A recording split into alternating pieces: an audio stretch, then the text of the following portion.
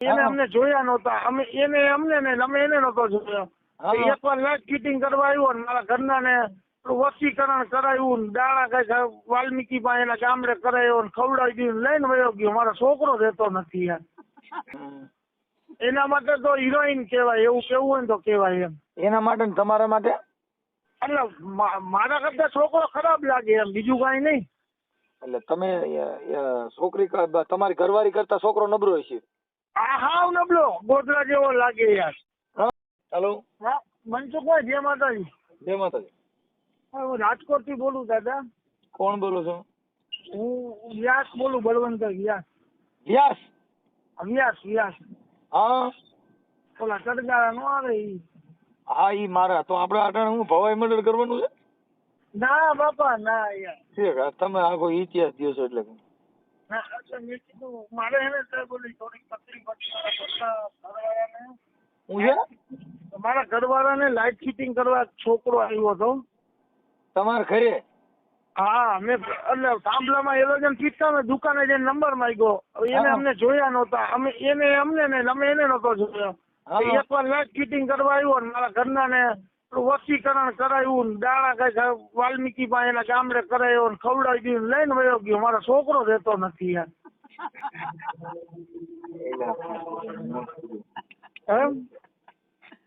એટલે ક્યાં લઈને વહી ગયો?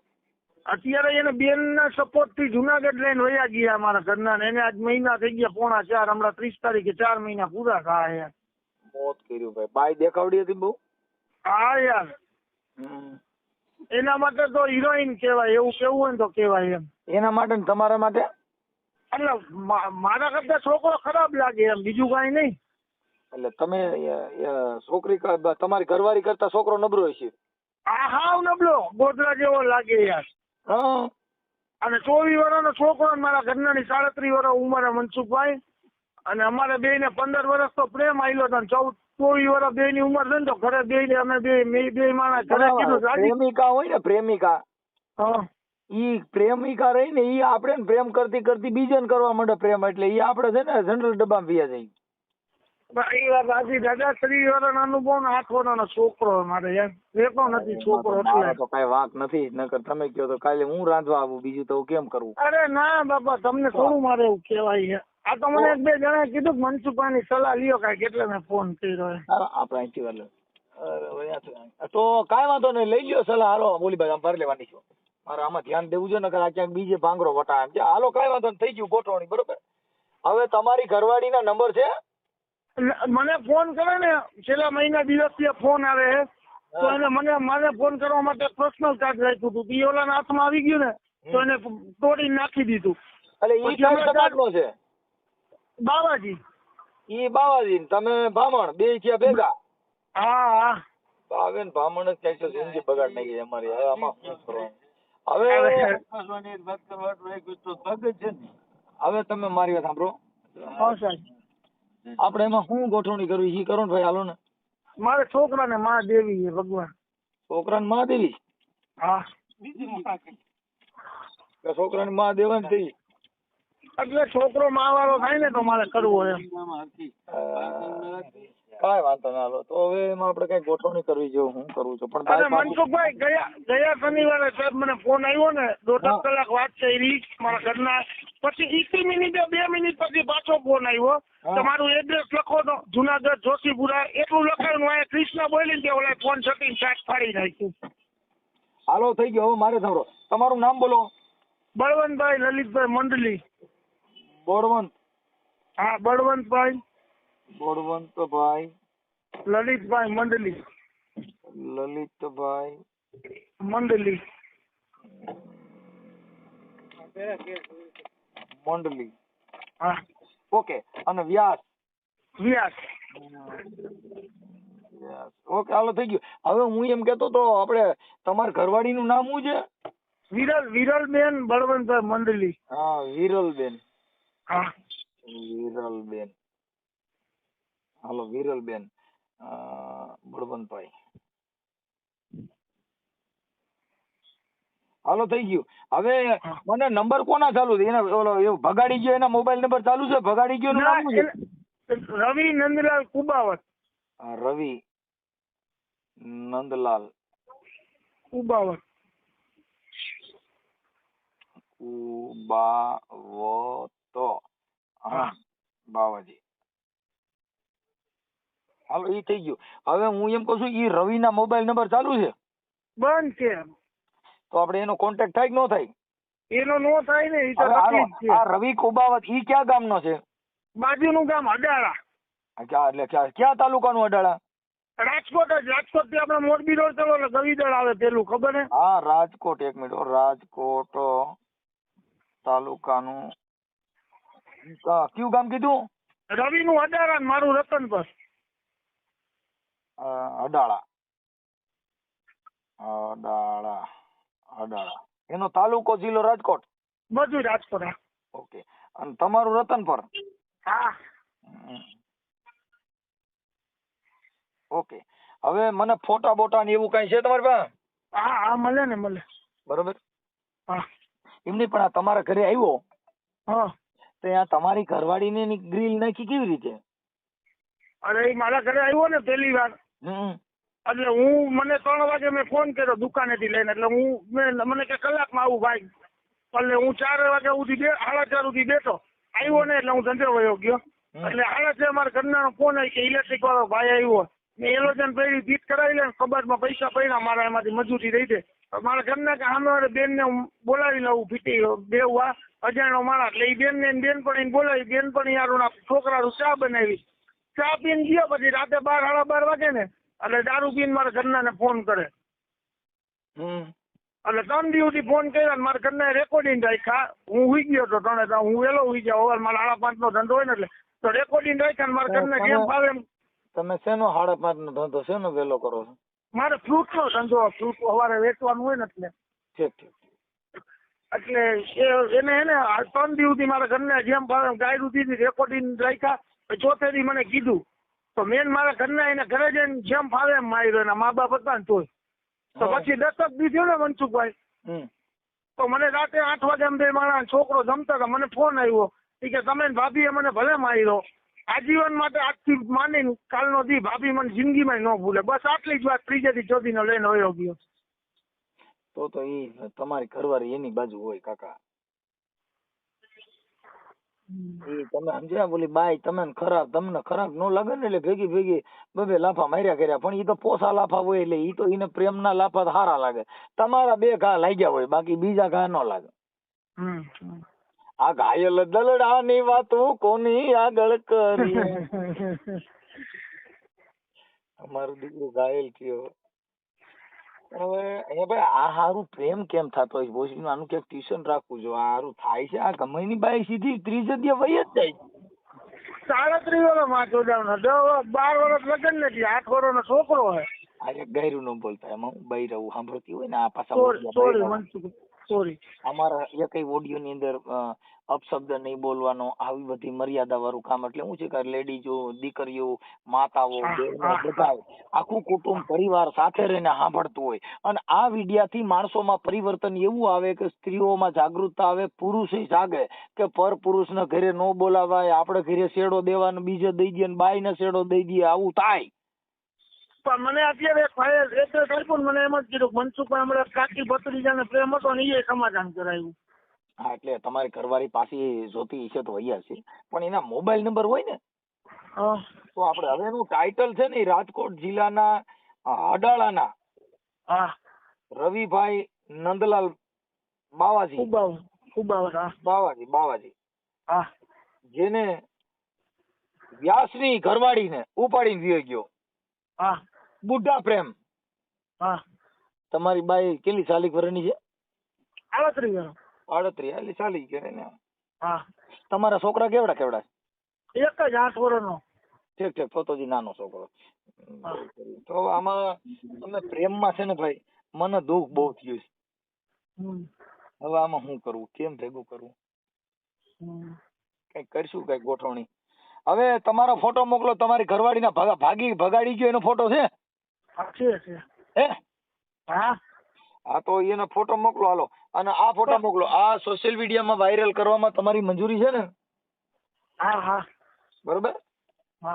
બાકી અત્યારે તમારી ઘરવાળીના ફોન આવે છે, કે છે મારે વિયોવું છે? ભાઈઓ આવું નહીં, મને એડ્રેસ આપ્યું પણ એડ્રેસ પૂરું દેતી હતી ને ત્યાં ફોન લઈ લીધો.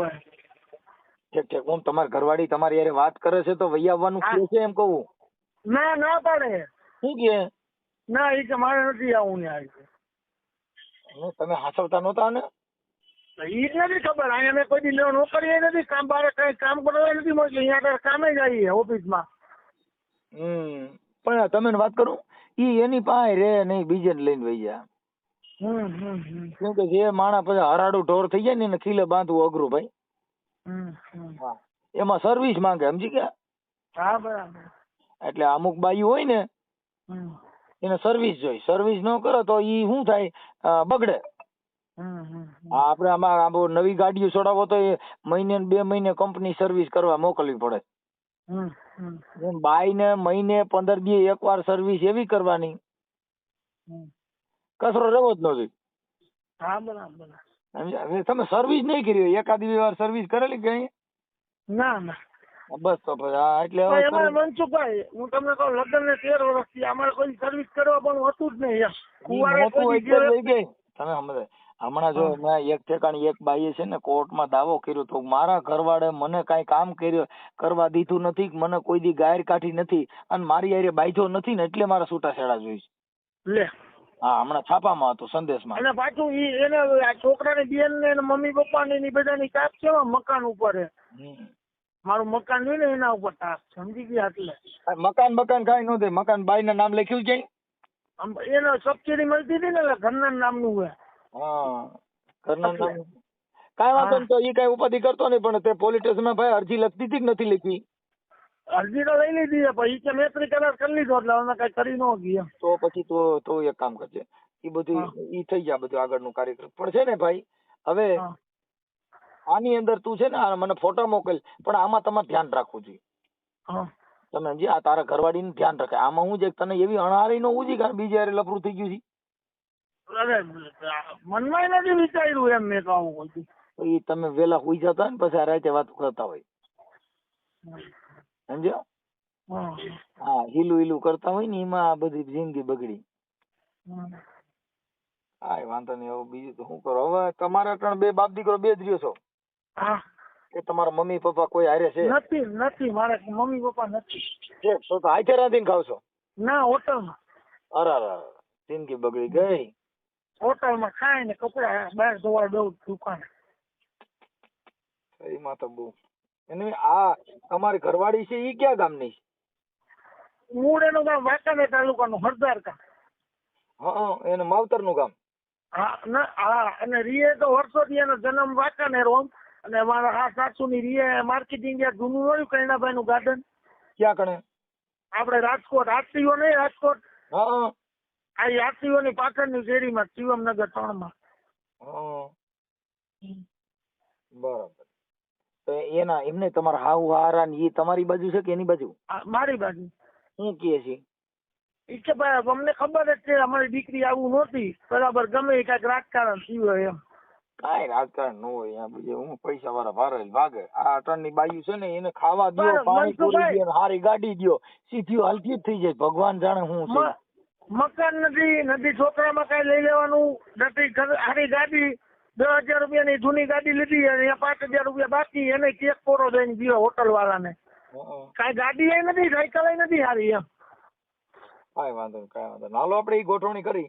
હવે મને છે ને ભાઈ, પણ તમે તમારો ફોટો મોકલો, તમારી ઘરવાળીનો મોકલો, ના ભગાડી જનારનો ફોટો મોકલો. એમને મનસુખ આપડા વિડીયો વાયરલ કરતી સોશિયલ મીડિયામાં તો પતી જાય, સમાધાન થાય એવું. ભાઈ હવે એમાં એવું છે કે એ બાઈ જે છે એને એનો દીકરો યાદ આવે અને એવું થાય તો તમારામાં ફોન તો કરશે જ. અને આપણે એના માટે જ આ વાયરલ કરી છે કે ભાઈ આ ઓડિયો એ સાંભળે અને એના સુધી પહોંચે અને ઈ બાઈ ને દયા આવે ઈ તો રાતે વહી આવો ઘરે ભાઈ. હા, ઘણી બાઈઓ દારૂડિયા ભટકાઈ ગયા, આવડો દારૂ પીએ ને. હા, બેવડો હે હાવ. હા, તો પછી ઈ તો એમાં કાંઈ ન હોય. દારૂડિયા મને કઈ લાંબો દી કાઢે નહીં. આ તો આના આમ થાય દારૂડિયા સુધરે જ નહીં.